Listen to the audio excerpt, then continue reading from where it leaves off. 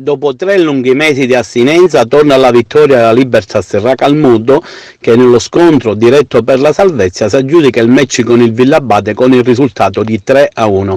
Il risultato è maturato nella ripresa, quando Cosima ha messo al sicuro il risultato dopo che i primi 45 minuti si erano conclusi col risultato di 1-1.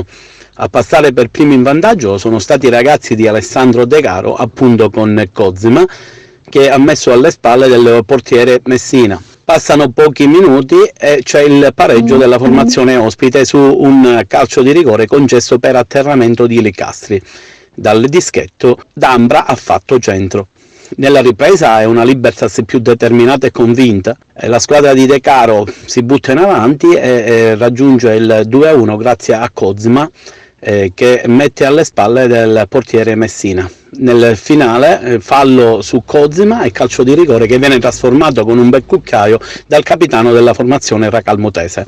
Grazie a questo successo la squadra della Libertas Racalmuto si allontana dall'ultimo posto in classifica e porta a 7 punti di vantaggio sul fanalino di coda Borgonovo, che sarà il prossimo avversario sabato prossimo dei racalmutesi.